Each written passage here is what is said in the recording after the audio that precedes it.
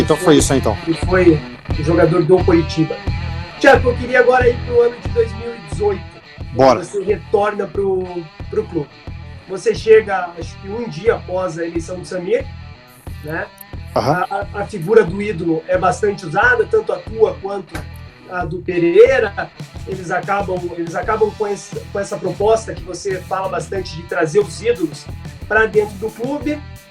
Você tem uma primeira oportunidade no primeiro turno do Campeonato Brasileiro de um único jogo contra o Atlético Goianiense, que talvez naquele ano tenha sido a melhor apresentação do Coritiba no campeonato. Uhum. Aí chega o Eduardo Batista, joga praticamente o primeiro turno inteiro. Se eu não me engano, ele é demitido na primeira rodada contra o Sampaio Corrêa e você assume de novo contra o Atlético Goianiense. Isso. Naquele momento, houve respaldo da diretoria no teu trabalho? Houve confiança da diretoria no Tcheco? Porque eu lembro muito bem que o Samir, naquele momento, chega para a imprensa, numa entrevista coletiva, e fala: o Tcheco é o treinador do Coritiba. O Tcheco não é auxiliar. E naquele período também chega o Paulo Pelaipe. E a entrevista do Paulo Pelaipe com a do Samir, eles dizem coisas um pouco desencontradas. Uhum. Eu quero saber de você como profissional. Se você teve esse respaldo da diretoria do Coritiba para poder fazer o teu trabalho bem feito. Então, o presidente Samir e o G5, né, que é o que gera o clube hoje ali, são pessoas também, sim, posso falar para vocês tranquilamente, acima de qualquer suspeita, trabalhadoras e bem intencionadas, né? Só que naquele ano, por ser bem intencionada, eles não sabiam e não conheciam um meio específico de onde que eles estavam, né? Ali dentro da alma do clube, o que gera o futebol mesmo. Eles não tinham experiência com isso. E aquele ano serviu de muita experiência para eles o que aconteceu, e eu falei isso para eles na minha saída até, né? Vamos lá. Qual que era o propósito do trabalho deles? Aí eu quero que vocês me corrijam se eu estiver enganado. O estadual era apresentar para o Sandro que o time entrasse projetando as categorias de base, né? O que eu falei para o Samir na época, né? Falei assim: ó, presidente, é muito perigoso isso, porque no meu entendimento, um clube profissional, a base, ele tem que ser um respaldo para o profissional. Ele tem que entrar ali, ó, pontual, para não queimar o jogador e automaticamente não enfraquecer as posições que forem entrar se forem em demanda. Mas se vocês querem esse propósito, é bom deixar claro para o torcedor, porque vocês não vão saber desses dados, eu vou relatar para vocês aqui agora. Nós jogamos a final contra o Atlético Paranaense. A média de idade do Atlético Paranaense, se não me engano, era 23,7. Era uma coisa assim. A do Curitiba era 23,1. Só que o Atlético, ele era muito fidedigno com a torcida deles, falando: nós estamos com o sub-23. E o presidente Samir, com o G5, queria bancar que era profissional, mas não era profissional. Não era. E não tinha o porquê de receio de falar: ó, esse campeonato, nós somos com o sub-23, fazendo um novo projeto, uma nova projeção para frente, mas buscando reforços para o brasileiro, que era o tratado para nós. E aí o que nós fizemos? Fomos campeões do primeiro turno, né? No segundo turno, com a aval da direção, nós íamos colocar os reservas. Vocês imaginem, nós tínhamos o time quase mais jovem do campeonato.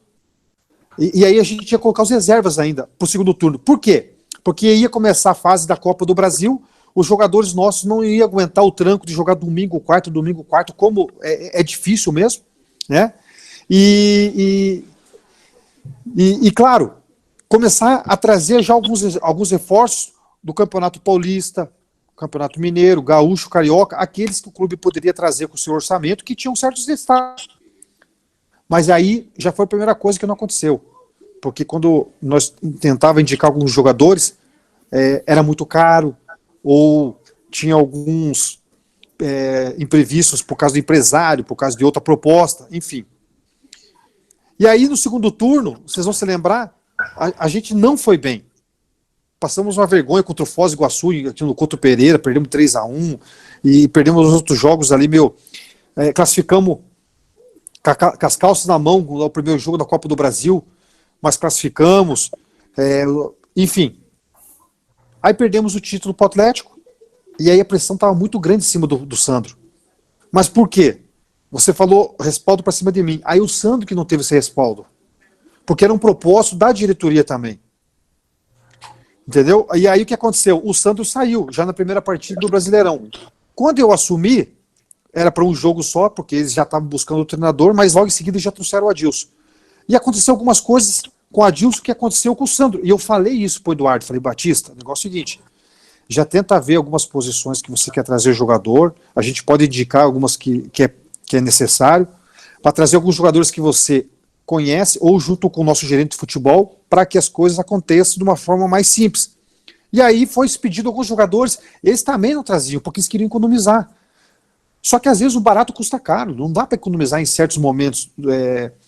Não estou dizendo que tem que entrar em dívida, mas tem certas ocasiões que você tem que investir um pouco mais, buscar parceiro para isso. Você pode citar nomes aqui que foram sugeridos ou não? Jogadores? Eu não vou ser hipócrita agora de lembrar algum jogador, porque eu não estou lembrado. Só que aí, ó, eu vou chegar ali, Ricardo, só para você ter uma ideia.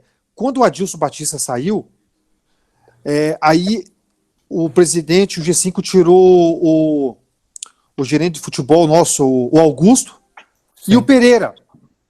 O Augusto estava vindo da base, não precisava tirar. Eu falei isso para o presidente no dia que eles tiraram os dois.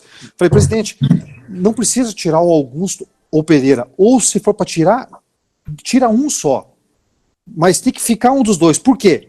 Porque não vai ficar ninguém desse elo de ligação entre a comissão técnica e o senhor. Não. Eu acho que não é o momento de fazer isso agora. O senhor vai ter muita dificuldade sem essa figura aí. E aí o que aconteceu? Acabou tirando os dois, né? E eu fiquei como treinador nesses jogos. E aí depois do quarto jogo, que a gente ganhou do Brasil de Pelotas lá em Pelotas, na volta, se não me engano, nós íamos jogar contra acho que contra o Londrina. E o Pelaipe já estava no nosso elenco já, né? Porque o Pelaipe chegou no jogo do Brasil de Pelotas lá. E aí e nessa semana o presidente veio falar comigo. Falou, Tiago, eu vou querer que você fique até o final do campeonato. E quiçá, se as coisas der certo, ser nosso treinador para o ano que vem. Falei, presidente, eu só vou ficar, se o senhor quiser, até o final do campeonato. Para o ano que vem, vamos trazer o outro, porque aí sim, quando eu tirar a licença A, porque eu só tinha licença B, quando eu tirar a licença A da CBF, eu posso ficar na frente do banco. Sem licença A, eu não posso ainda. Ele, então vamos lá, Deus nos abençoe. Falei, beleza, perdemos para Londrina. Aí o que aconteceu? No outro dia o Pelaipe trouxe o Argel. E aí, sem crítica nenhuma da minha parte, né? Achou que tinha que trazer sem problema nenhum, vamos trazer, vamos trabalhar para que as coisas aconteçam. Só que as coisas não aconteceram. Só que eu falei algumas coisas para o presidente que ele não gostou, talvez. Mas assim, eu falava de uma maneira muito sincera, porque não pode se esconder coisas. Então, uma das coisas que eu falava para o presidente, por exemplo, falei, presidente, eu vou ser bem claro para o senhor. Depois da minha segunda partida, depois que o Eduardo Batista saiu, falei, nós não temos time para subir. E vou ser muito franco com o senhor. Se machucar 2, 3 aí, nós vamos brigar para não cair. E aí é pior. Só que aí, eu não sei se ele entendeu de uma forma assim, errônea da minha parte. Ele ficou ofendido? Pode ser, porque talvez ele entendeu assim, pô, nós estamos no Curitiba, não podemos pensar dessa maneira. Não, aqui é clube grande não cai para a Série C. Mas não é essa a questão. A gente tem que entender o patamar que nós estávamos de time. Não estamos falando de clube. De time. E de time, eu particularmente acho que nós não tínhamos time para subir. Por mais que as coisas encaixassem, individualmente, aqueles jogadores não estavam passando por momentos bons, que já tinham passado por momentos bons em outros clubes, mas eles não estavam bem.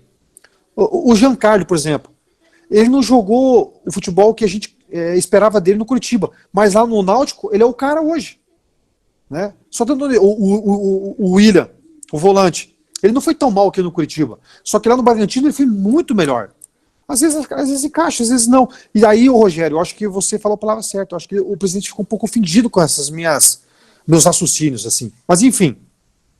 E aí, depois que a gente não teve mais chance de subir, quando a gente perdeu em casa, se não me engano, eu não me lembro para quem agora.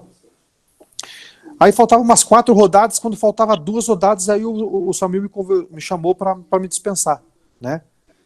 E aí que eu realmente, logo depois, foi que eu falei pro Neto, assim, que a gente tenta entender esse tipo de raciocínio, porque parece que a culpa era nossa, parece que a gente está fazendo as coisas tudo errada, ou, como eu já ouvi dizer, quem faz as coisas certas sempre paga o preço, num mundo tão sujo como é o futebol, política, enfim. E aí, quando o presidente me chamou para me dispensar, eu não acreditava naquilo, né? Porque daí me veio tudo, a trajetória que sabe aqueles filmes que você já deve ter visto, assim, que a pessoa tá para morrer e passa aquela fração de segundos, assim, tudo que ela viveu na vida, foi o que estava acontecendo comigo na mesa do presidente quando ele veio falar comigo, sabe?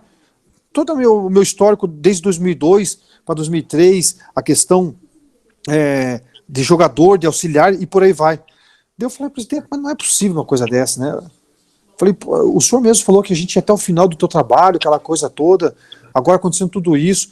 Lógico que hoje não sei por que eu fui dispensado, né? Eu não gostaria só de externar porque vai pôr em público alguma pessoa que eu não quero ter confronto nesse momento e também já passou também, mas aí vem as convicções, aí, Rogério, vem o que você me perguntou, respaldo, vem confiança, vem credibilidade, tudo aquilo que você tenta conquistar com o seu trabalho, aquilo ali foi por água abaixo naquele momento, né?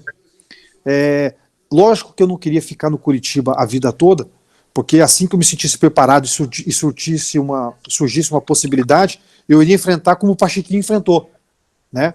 Só que o Pachequinho estava completamente já preparado para aquilo ali, né? Mas eu digo preparado também para assumir o clube no momento que precisasse.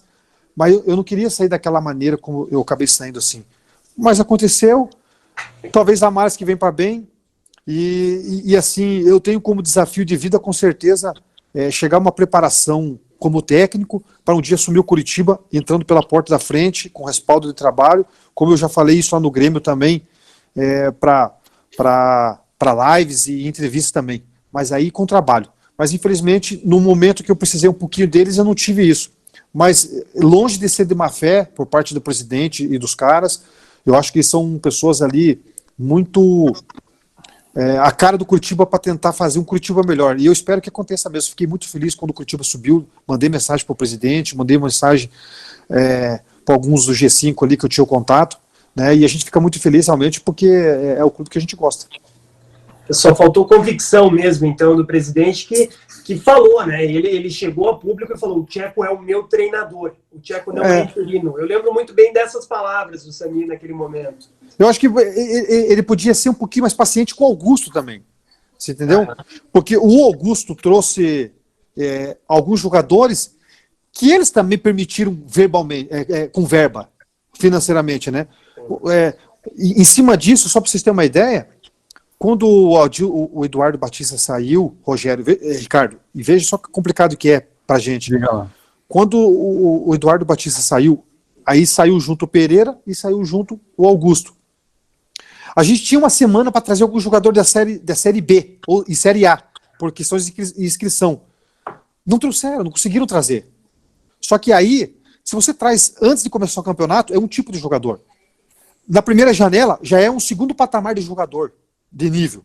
E um valor inflacionado. Exatamente. E aí, quando fecha a janela para A e para B, qual é o mercado que você tem? A C e a D, que é um pouquinho mais longo essa janela. Aí a gente precisava de um volante, não me lembro por que agora, aí vocês, acho que vocês vão lembrar, a gente trouxe o Escobar. Sim. Veio do Cuiabá, né? Do Cuiabá. A fase final da Série C. Porque vai afunilando o nível, a grana, vai funilando tudo.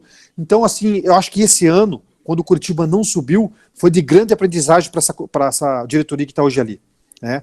E aí, já no outro ano, de fora, pelo menos, a gente teve a percepção que teve muitas coisas positivas e, graças a Deus, acabou subindo. Deixa eu até emendar nessa questão de jogadores. A gente sempre não tem o mesmo entendimento, é óbvio, de um profissional. A gente está sempre acompanhando, né?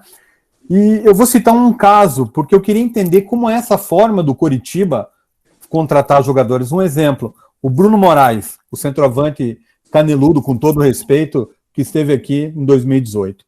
A gente analisando o histórico dele, o cara teve uma boa passagem pelo Santa Cruz. O resto da carreira dele foi no nível baixo. Como que se avalia um jogador na hora de trazer, para trazer o que é levado em conta, por exemplo? Se você pegar o histórico de um jogador desse, você vai ver, pô, mas o cara só teve, em 12 anos de carreira, só teve um bom momento. Uhum. Será que o milagre vai fazer com que ele dê bem no Coritiba? E a gente vê que isso é uma constância no Coritiba. Tá? O que Pode falar. Não, realmente alguns jogadores é meio estranho de como aparece, assim, né? Em termos de avaliação, em termos de financeiro, enfim. E são coisas que fogem um pouco da nossa alçada lá, porque a gente não tem tanto conhecimento. Mas assim, ó, pelo que eu cheguei a ver, por exemplo, na época, se não me engano, acho que o Pachequinho e o Márcio Goiano, eles eram, mas falando português mais claro, tipo de olheiro do clube. Mas eles faziam mais que isso, lógico que faziam muito mais que isso, né? Porque fazia análise de jogo, fazia um monte de coisas lá que para outros treinadores lá, e eu era só auxiliar do clube. E dentro disso, tem uma rede de contatos para observar jogadores. Então, um exemplo assim, Ricardo. O Goiano, vai lá ver o Bruno, por exemplo, aquela coisa. O Goiano vinha com o relatório e falava, ó, eu só dando um exemplo do Bruno, né? Ó, mas esse aí é bom jogador, vamos ficar de olho. Aí acompanhava um pouco o histórico dele naquele campeonato. Né? O Goiano passava isso para a diretoria ou para os responsáveis e morria ali. Né? Mas de repente, do nada, vinha uma contratação sem passar por eles ali. E não é que tem que passar por eles, mas passando por eles, por esses tipos de profissionais que trabalham no clube, você tem uma chance de erro menor. Mas isso não era nem pedido pelo treinador. Era a diretoria que apresentava o jogador. Que trazia, ó. Não, às vezes o treinador, por ter trabalhado com tal jogador em tal lugar, já conhece, pedir essa contratação, aí o clube vê se financeiramente vale a pena, se na posição ali realmente tem essa carência, e aí, lógico, o presidente tem o seu olhar, os diretores têm o seu olhar, a comissão também tem o seu olhar. Mas, assim, alguns jogadores é um pouco estranho mesmo, como aparece assim do nada. Faltava critério para alguns jogadores. Exatamente, falta critério. Mas, assim, o Escobar é um deles, né? Mas aí, porque isso que eu estou te falando, Ricardo, porque primeira chance você não traz, na segunda chance você não traz. Aí, a terceira chance é o que tem no mercado. Mas na base não tem o melhor, Tcheco? Entendeu? Mas aí eu te pergunto, Ricardo, o time brigando para subir, mas penando como a gente estava. Você não é risco você queimar algum menino também? Sim. Então aí tem vários, é um pouco complexo, mas eu concordo que na base sempre tem que ter. Porque a base está ali justamente para suprir o profissional, e não é em todas as posições, mas isso vem já com um catálogo lá de algum tempo, esse jogador em tal posição já pode daqui a pouco subir, não pode, e por aí vai. Mas assim, é um pouco estranho. Assim, eu só não posso te dizer com todas as palavras o que é estranho, porque a gente não tem essas informações. Mas assim, o que eu não compactuava é quando realmente os profissionais da área indicavam alguns jogadores porque eles estavam observando, porque hoje você tem pay-per-view, você tem jogos que você pode comprar, e antes de trazer o jogador, os caras vão lá olhar pessoalmente os jogos, e aí se chegava até certo profissional e não passava daquilo. Isso aí me chamava um pouco a atenção. Se quer ver outro exemplo, e hoje com o mundo globalizado do jeito que está, a gente está de olho em tudo, né? Isso. O ano passado, quando o Curitiba estava o ano retrasado, desculpe, tentou de todas as maneiras rescindir o contrato do Rafael Lima, em 2019, tá? Um zagueiro que, quando veio, sinceramente, não entendi. Eu sou só um pitaqueiro, mas a gente acompanha futebol também, né? E aí o Curitiba tentou rescindir, o próprio presidente falou isso nas redes sociais, nas entrevistas e tal. Aí o Rafael Lima foi até, de certa forma, importante em 2019, principalmente pela questão de vestiário, que é o que o presidente falou, mas para uma Série A, a gente sabe que é um jogador lento. Você mesmo falou que você tinha alguma dificuldade já lá em 2011 ou 2012, enfim, né, por ter uma idade já um pouco maior. O que o Curitiba faz? Ele renova com o Rafael Lima até o final do ano. Isso impede que o Curitiba suba jogadores da base. E o Curitiba tem um histórico de bons zagueiros. Você citou o Juninho, por exemplo. E nós temos outros vários. Essa maneira de conduzir o futebol não ajuda, né, nesse atraso que o Curitiba está vivendo nos últimos anos? Qual o critério para renovar com um jogador que dificilmente vai ser útil dentro de campo? Eu só não vou falar com propriedade sobre o Rafa também, do Rafael, porque que vão renovar com ele, né? Mas provavelmente teve o aval do treinador, provavelmente teve o aval também do gerente de futebol, né? Sim. E aí, para chegar a essa conclusão, é o que a gente poderia debater aqui, mas sem saber de fato das coisas, fica até um pouco difícil. Mas, assim, o seu raciocínio, por um lado, ele não é errôneo, porque há um tempo atrás tinha um pensamento, agora tem outro, né? A gente espera que o Rafa corresponda a toda a expectativa novamente, né? Mas você já deu algumas diretrizes, Série A e aquela coisa toda. Enfim, e eu gosto muito do Rafael, porque isso posso te dizer tranquilamente. Dentro do vestiário, realmente um cara líder, sim. Um cara realmente de respeito ali. A gente espera que dentro de campo ele tenha o mesmo rendimento que a gente cria na expectativa dele poder jogar, né? Agora, por exemplo, assim, nas categorias de base, quando você fala em utilizar elas, eu volto a dizer para vocês, ela tem que ser utilizada assim, não é para completar o elenco do profissional, não. É para ele ajudar literalmente o time titular, mas tem que ser algumas posições pontuais. E assim, eu particularmente acho uma outra situação que o clube poderia melhorar. Te falo, e eu falei isso para o presidente, eu falo bem tranquilamente para vocês aqui, ó. Tem 23 jogadores que o treinador pode levar. O Curitiba é um clube que hoje se encontra num patamar que ele precisa se resgatar novamente de respeito. Financeiramente precisa ser resgatado também novamente. Então ele precisa vender jogadores da categoria de base. Sim. O Curitiba tem essa necessidade. Então, eu sou presidente hoje do clube. Vou contratar um gerente de futebol. Hoje é o Rodrigo Pastana. O Rodrigo veio... Eu trabalhei com o Rodrigo lá no Paraná. O Rodrigo aceitou as minhas condições em alguns aspectos. Ele vai ter que passar isso para o treinador que o clube vai trazer. Que aspectos que são? Por exemplo, 23 jogadores que você vai levar para o jogo. 2 tem que ter categoria da base no jogo. Pelo menos 2. Isso aí é uma exigência do clube que tem que ter. Ah, beleza, eu aceito. Então tá bom, então você é o meu gerente de futebol. Passa isso pro treinador. Ó, treinador, se você vier pro clube, o nosso clube trabalha assim. Se tem 30 o número de elencos, 2 tem que ter no banco de reserva. Jogo em casa e jogo fora. Ah, beleza. Agora vem algumas imponderações indiretas que o clube pode fazer. E o treinador vai entender isso. Vocês podem ter certeza que o treinador vai entender isso. Se por acaso o time estiver vencendo de 2-0, tá ganhando de 3-0, põe o menino para jogar. Põe 10 minutos, põe 15 minutos. Aí a vitória é garantida. Na capa do site do clube é obrigatório, o cara do marketing já tem que saber disso já. É obrigatório estar aqui estampado lá com a vitória do Curitiba, o menino da base. Não é quem fez o gol, não é se o goleiro defendeu o pênalti. É outro tempo que, na minha cabeça, que a gente tem que viver. Ah, não, já não é. O clube tem que vender o seu produto. Ó, o Rogério tá com a blusa da marca do clube. 1909. O clube, ele teve que comprar isso, marca do clube. Então, o clube tem que vender os seus jogadores. E quando eu falo assim, ó, que pelo menos, isso é um número também que a gente só tá conversando, tá? Que pelo menos tem que ter 2 jogadores. Não necessariamente esses 2 jogadores são jogadores assim que já não tem que ter chance. Se ele já tem chance de jogar, opa, treinador, coloca à vontade. Fica à sua disposição. Mas caso entrou 2 jogadores e o time está vencendo por 2-0, põe o jogador lá, põe o jogador da base. Tá ganhando de 1-0, aos 48 do segundo tempo, para ter aquela substituição para matar tempo, põe o menino da base, né? Eu acho que assim você valoriza o seu produto. Eu acho que é uma maneira do clube poder trabalhar também todas essas coisas. E convenhamos, né? A gente está muito atrás do Atlético em relação a isso.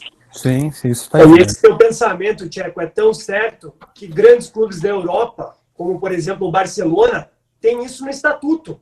O treinador ele tem um certo número de jogadores criados na base do clube para poder utilizar durante o jogo. E a gente está falando de Barcelona, não é qualquer time. E assim, Rogério, se você pega, por exemplo, 4, 5 jogadores da base e efetivo ali no profissional, porque tem jogadores para isso. Cara, assim, tem.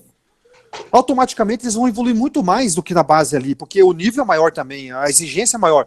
Então, você pode até conseguir acelerar um processo. Eu sei que talvez, se alguns profissionais olharem o que eu estou falando, falar assim, ó, falar é fácil, mas não é questão de falar, é só procedimentos, isso que você está falando, tá no estatuto. São procedimentos, são coisas a ser respeitadas, desde que todos aprovem. Eu só estou dando uma sugestão do que eu faria. Todo mundo concordou de uma forma assim, que acha com bom senso? Opa, vamos tentar efetivar então. E por aí vai, né? Porque realmente o Curitiba tem uma cria muito boa assim, de jogadores, né? O último foi o Ian, infelizmente não jogou como ele gostaria de jogar aqui no Curitiba, mas a contrapartida deu um bom dinheiro para o clube também. Mas tem outros jogadores que eu conheço no clube que já poderiam estar no profissional. E isso aí eu falo tranquilamente. Mas talvez um pouco de receio. Eu não sei o que está acontecendo também. Não posso dizer assim tão explicitamente. Mas talvez poderia olhar com melhores olhos. E quem que seriam eles, Tcheco? Você poderia falar pra gente aí? Esses meninos? Eu vou falar um para vocês aí. Que eu conheço bem. Porque eu acompanho a trajetória dele. É o Biel. O Biel, ele foi para a mesma Copa do Mundo que o Ian foi. Só que o Biel ficou na lista só dos convocados. Se machucasse um entre os 23 da lista lá, ele estava entre os 5 da lista. Uhum. Quer dizer, se ele foi para a lista da seleção que foi campeão do mundo, automaticamente ele tem o potencial que os caras lá enxergaram. Eu particularmente acho que o Biel já podia estar nesse processo de amadurecimento, de maturação no profissional. Mas, Tcheco, você como uma pessoa que viveu muito futebol, fisicamente o Biel está preparado? Mas é isso que eu falei para você, Rogério.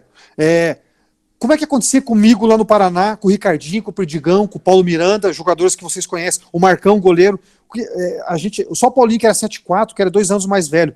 Mas como é que foi o nosso processo lá? É só um exemplo, né? Quando o Paraná enxergou que nós tínhamos condição de estar no profissional, nós ficávamos no profissional e nos jogos importantes da base, nós voltávamos para jogar. Então, o Biel, no meu pensamento, é exatamente isso. Deixa ele ter um grau de exigência maior ainda no profissional, né? Se for conveniente, leva para o banco, faz aquele processo que eu dei um exemplo aqui. Não foi conveniente ter um jogo importante na base? Joga lá. Até porque, Rogério, eu vou te falar que isso é importante.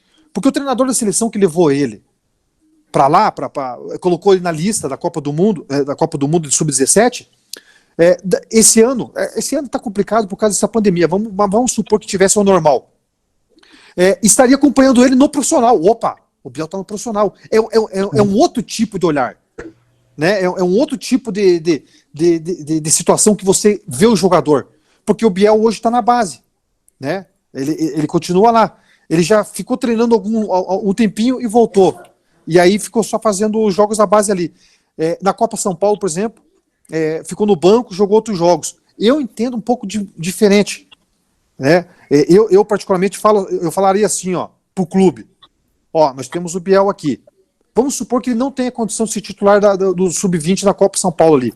Mas vamos colocar ele porque ele está no mercado. A gente não pode olhar a questão título hoje ali. Nós temos que olhar a questão jogador que vai ser vendido. Então o Biel, para mim, o Rogério, seria um deles. Tem o Robinho, que podia estar lá também, no profissional. O Ângelo, lateral esquerdo. O Ângelo, escreva o que você falou. Por que eu conheço eles? Porque eles jogavam futsal com meu filho, e aí quando meu filho estava no campo, eu acompanhei muito a trajetória deles. Por isso que eu posso falar muito tranquilamente. O Ângelo é um jogadorzaço, cara. Ele vai ser seleção fácil se tiver a cabeça no lugar. E ele é muito centrado. Por que eu falo isso? Eu falava isso para os jogadores do Sub-23. Quando vocês estão na base, é um tipo de futebol que vocês enxergam e tipo de envolvimento de pessoas. Quando vocês passam para o profissional, é muito interesse. Então é muita gente querendo bajular, querer encostar em vocês. E se vocês, mesmo com talento, se perderem com isso, não vai ser o mesmo jogador. Mas eu acredito que o Ângelo, você lembrou bem, Rogério, vai ser um jogador também. E só uma informação, o Ângelo ele tem menos de 1 ano de contrato restante com o Coritiba. Aí, ó.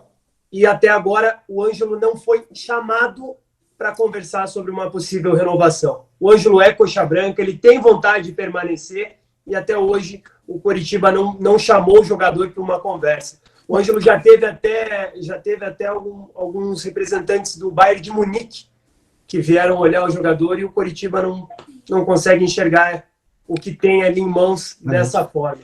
É triste. Olha, cara, você me fala isso aí, chega a me dar angústia, porque eu conheço bem o Ângelo, né? Na Taça São Paulo, cara, eu acompanhei uns 2 jogos do Coritiba e o Ângelo era responsável por quase todas as bolas paradas do clube. E bate bem na bola, hein? Bate bem na bola. Muito então, bem. E ele tem características boas para jogar no mercado europeu, realmente. E ele vem de uma escola que, para mim, é essencial, que se eu tivesse no clube também, colocaria no estatuto. Futsal. Ele vem de uma escola que é muito recheada de ingredientes importantes para o jogador, né? Então, assim, cara, se o Curitiba realmente perder o Ângelo, aí é o fim da picada, mas espero que não aconteça. Eu acho que a gente ainda tem muita coisa para falar contigo, só que o programa já está o quê, Marcelo? Com mais de 1 hora aí, né? A gente gostaria muito de falar com você também na época que você passou como jogador no Curitiba, 2002, 2003, né? Aquela época que acho que foi teu começo, ali que você apareceu para o futebol brasileiro realmente. Como foi aquele, principalmente naquela conquista da última vaga de Libertadores do Curitiba? Eu comecei a parecer sim mesmo, Ricardo, eu não quero ser injusto com o Malutron. A gente sendo campeão, lembra, a gente sendo campeão da Série C, putz, um título incrível aqui para nós aqui. E aí, lógico, me abriu as portas para ir para o Curitiba e as coisas andaram, graças a Deus. E quando eu fui para o Curitiba, cara, olha só como são as coisas, né? O campeonato começava no meio do ano e vocês vão se lembrar que era um turno só, classificava 8. Isso. E aí, uma semana antes de a gente estrear contra o Vitória da Bahia no Couto Pereira, nós fizemos um amistoso contra o Internacional lá em Cascavel. Empatamos 3-3, entrei, faltavam uns 20 minutos do jogo, o time do Curitiba realmente era muito bom, e o Sérgio Manuel machucou o joelho. E aí o Bonamigo pediu para mim fazer o lado esquerdo ali, eu falei que faria, e aí durante a semana, eu sempre batia pênalti, né, onde eu passei, e ali o da Silva sempre batia no Curitiba. E eu nos treinos, quando eu ia bater junto com ele, sempre olhava o lado que ele ia bater, e foi pênalti no jogo. Eu louco para pegar a bola, mas eu respeitei a hierarquia, né, o da Silva foi bater, eu falei, cara, ele vai bater, mas eu falo isso, mas não é trairagem, tá bom, Ricardo? Eu falo isso com uma maior convicção, eu falei, cara, o da Silva vai errar esse pênalti, e eu vou pegar o rebote e vou fazer o gol. Se eu tivesse todo o dinheiro para apostar ali, eu apostaria, porque eu tava tão certo que ia acontecer isso, cara. É uma coisa assim, que sabe aquelas coisas que vencem na hora? E aí, cara, eu nunca ia para rebote. Quando o da Silva correu para a bola, eu vim correndo lá de trás. Eu vim correndo de trás assim, ó. Ele bateu no canto que ele treinava, o goleiro rebateu no pé do da Silva. Só que eu tava tão rápido no lance que eu antecipei ele e fiz o gol. E aí ó, você vê como é que são coisas que ficam marcadas, né? E aí, beleza. Acabei saindo aos 45 de cãibra e cheguei em casa, meu pai feliz da vida, aquela coisa toda. Falei, poxa, pai. O pai, porra, cara, que emoção, primeiro jogo, tal, não sei o quê. Falei, pô, mas só foi um jogo, só foi um gol só. Ele falou, ó, presta atenção que eu vou te falar. Não foi só um gol. Você deixou 30 mil pessoas no estádio lá feliz. E você deixou mais um tanto de pessoas fora do estádio que vai deixar a semana mais leve. Porque vocês venceram o jogo com um gol teu. Aí aquilo ficou na minha cabeça, sabe? Falei, cara, daí que o meu pai, eu sempre converso com meu pai sobre a questão do futebol, meu pai sempre me acompanhou desde o salão também. E aí ele falou assim, ó, cara, por isso que tem que respeitar torcedor, não pode ir na torcida adversária, tenta atender da melhor forma possível. E aquilo ficou gravado na minha cabeça, né? Mas enfim, aí perdemos, vocês vão se lembrar também, isso também foi uma situação triste também do Curitiba. Faltava 2 rodadas para acabar a primeira fase, nós tínhamos o Figueirense em casa e o Gama fora. O Figueirense eu não joguei porque eu estava suspenso. Perdemos 2-1 pro Figueirense em casa. Aí vamos jogar contra o Gama rebaixado lá. Um calor do cão, mas um inferno lá, de calor. Nós não consegui, foi um jogo que eu fiquei com pena de mim mesmo, de tão cansado que eu tava. Perdeu um 4-1 o jogo, e eu concentrava com o Marcel no quarto. Depois do jogo, o Marcel teve convulsão, até eu me lembro disso. E aí perdemos o jogo e perdemos a classificação. Quem entrou em 8º lugar? O Santos, que veio ser campeão. De Robinho e Diego. Exatamente. Você vê como é que é o futebol, né? A classificação na nossa mão, porque senão o Santos não ia classificar. E aí demos de mão beijada pro Santos, o Santos foi campeão. Aí em 2012 fomos campeão estadual invicto, naquela final contra o Paranavaí, que foi uma das maiores públicos do Couto Pereira. E aí na metade do campeonato do Brasileiro, eu fazendo um grande campeonato também, ia ter 2 amistosos com a seleção, o Parreira me ligou dizendo que talvez me convocaria, porque o Cleberson tinha machucado. Eu me lembro que ele falou assim que poderia chamar eu ou o Elano. Eu falei, cara, ele vai chamar o Elano, porque o Elano acabou de ser campeão brasileiro, né? E o Malotrão recebeu não. Tinha proposta do Clube Árbitro para me ser vendido. E aí eu não pude fazer nada, a não ser se o Curitiba comprasse o meu passe. E o Malucelli, por ter relação boa com o Curitiba, deu um prazozinho para eles comprarem. Mas o Curitiba não tinha dinheiro, e eu não queria sair porque tinha uma possibilidade de eu ir mais para frente para a seleção, e eu queria terminar o campeonato para levar o clube para a Libertadores também. Mas não teve jeito. O Curitiba, com o falecido, saudoso Domingos Moro, tentou fazer de tudo com o Juan Figueiredo, com o São Paulo também, que o São Paulo queria me comprar também, mas o São Paulo não queria fazer a compra antecipada, e aí não conseguiram me segurar. E, cara, eu chorei na entrevista de saída, porque meu desejo era ficar mesmo. E, enfim, aí acabei saindo desse minha primeira passagem.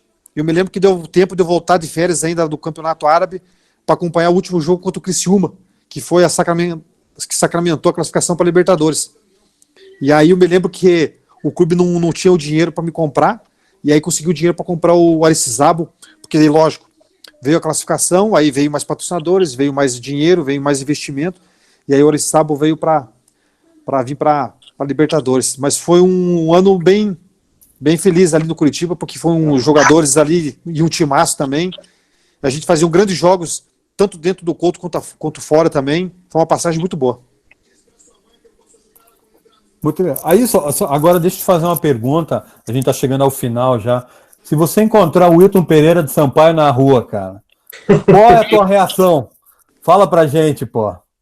Olha, cara, ele só não me expulsou no jogo. Você sabe que a minha esposa é palmeirense, né? Sim, a gente acompanha. A Lambisgoia é fogo. E eu mostrei pra ela, apareceu até esses dias, apareceu o jogo aí da vitória do Palmeiras lá. Eu fiquei com raiva por 2 coisas esse jogo aí. Porque primeiro o Urso perdeu um gol feito e o outro foi o... Não me lembro quem perdeu outro gol feito, e eu falei pros caras depois do jogo. Falei, em final, não dá pra perder 2 gols dessa maneira.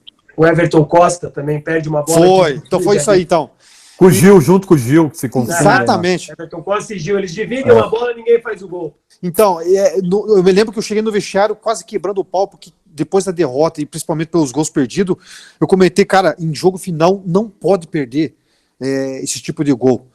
Precisava de mais concentração, tudo. E na hora do pênalti que o juiz não deu, se vocês verem em algum outro momento, vocês podem ver que eu tô falando com ele, mas eu xinguei ele de tanta coisa, que ali foi a primeira vez que eu xinguei um árbitro de verdade. Mas eu mandei para tudo quanto é lugar. Ele não me expulsou de vergonha, eu acho. Não é possível. E aí passou-se mais ou menos uns 4 meses, ele veio ser o 4º árbitro do jogo nosso aqui. Aquele árbitro que ergue a placa, que fica enchendo o saco dos treinadores ali. Enchendo o saco não, tentando orientar, né? Porque senão eu tenho que usar as palavras corretas, né? Fica orientando os treinadores ali. Não, mas é verdade mesmo. E ele era o nosso 4º árbitro ali. Cara, eu fui cumprimentar ele. Falei assim, ó, eu não sei se eu tenho pena de você ou se eu tenho dó. Você pode escolher. Porque você acabou com uma esperança de título muito grande no nosso clube. Muito grande. E peguei e saí. Mas, cara, eu fazer o quê? A gente tem que levar pro lado esportivo, né? Tem que não desejar o mal, porque eu não consigo desejar o mal para as pessoas. E ele depois apitou final de brasileiros, final de... Acho que foi para a Copa América, até Copa do Mundo, aí, por ser árbitro de VAR e tudo. Mas, pô, cara, aquilo ali Para mim, o que eu fiquei revoltado, eu falo isso para minha esposa, foi o seguinte: ele estava a 2 metros do lance. E não tinha possibilidade de falar que estava encoberto, porque o cara acerta meu joelho e automaticamente, com uma perna só no ar, porque eu fui dar letra para dar o passe para não sei quem chutar, acho que foi pro Rafinha. Quando ele toca no meu joelho automaticamente dobra. Você fica sem sustentação. E não é possível que ele achou que foi cena alguma coisa. Mas aquilo ali, às vezes ainda fica um flashback na minha cabeça aqui, viu?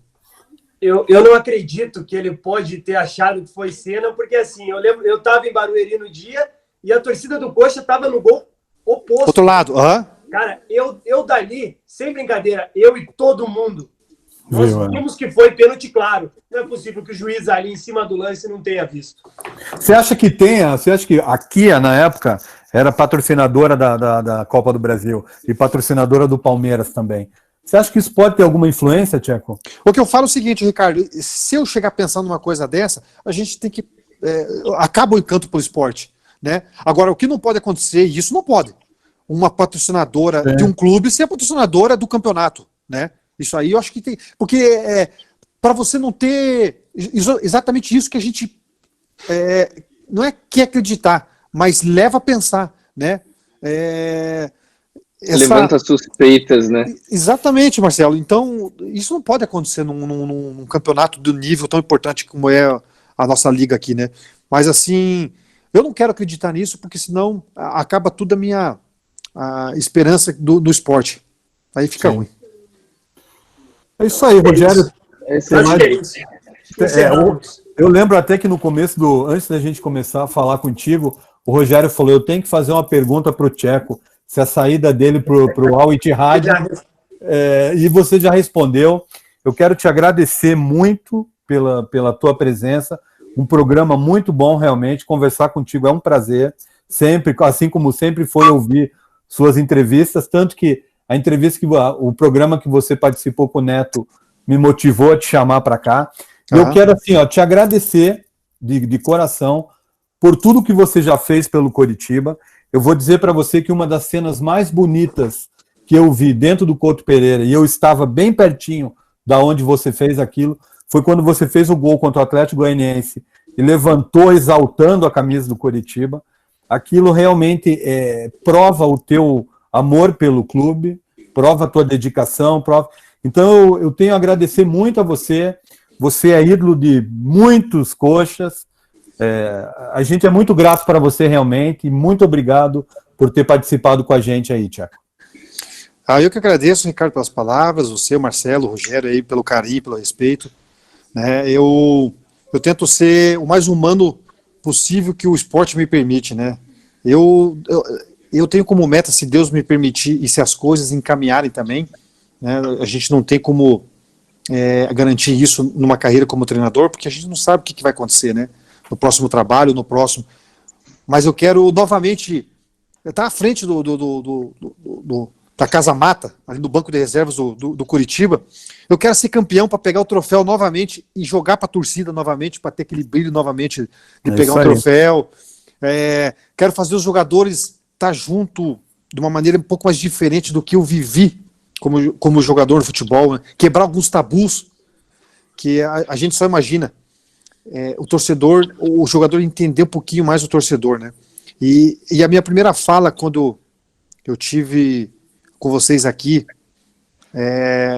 eu deixo para vocês o meu agradecimento e conto muito com a ajuda de vocês numa questão. O canal de vocês é muito grande, é muito forte.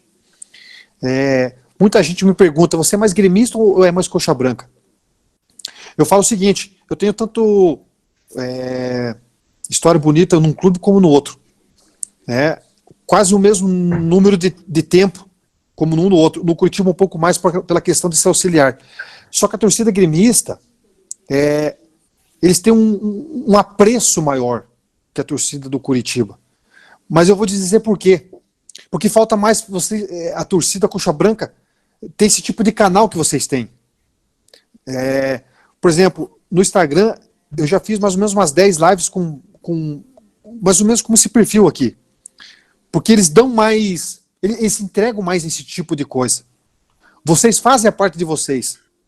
Eu acho que precisa o nosso povo aqui de Curitiba, tanto do Atlético, aqui, do Paraná, mais especificamente a nossa do Coxa Branca, ter mais esse canal com ex-jogadores, que ídolos, não tão ídolos assim, mas que foi marcante em algum momento, em algum jogo específico.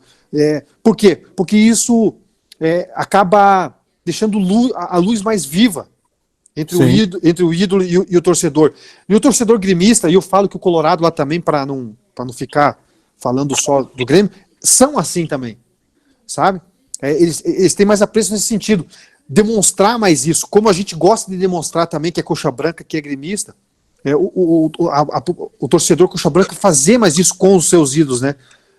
Nós temos o Reginaldo Nascimento, o Fernando Praz, que está em atividade ainda, que vocês podem usufruir disso, o próprio Alex, que, cara, mundialmente, aquele careca lá, enfim. Deixa eu só falar uma coisa para você, te cortando rapidinho. Esse é um trabalho que a gente gosta de fazer. O Alex, por exemplo, já teve 3 vezes com a gente, né? Uhum. E a gente trouxe agora o programa anterior ao seu, foi com o Edu Coimbra, o grande técnico do Curitiba, e foi um papo agradabilíssimo. Então, eu quero combinar uma coisa com o Bonamigo, o treinador do Tcheco. O Bonamigo, conversamos também. Uma dificuldade que a gente tem, às vezes, é ter o contato do jogador. Então, de repente, esse contato você pode passar para a gente, se você tiver. Com certeza. E será um prazer, cara. Vamos ser uma corrente para isso, com certeza aí, porque eu sinto um pouco, não é falta, sabe? Assim, às vezes vem umas comparações um pouco inevitáveis, e eu falo com a minha esposa que sempre assim, falta um pouquinho mais disso só com o Coxa, sabe? E a gente sente um pouquinho isolado porque não tem essa ligação, vamos dizer assim, sabe? Essa ligação aí.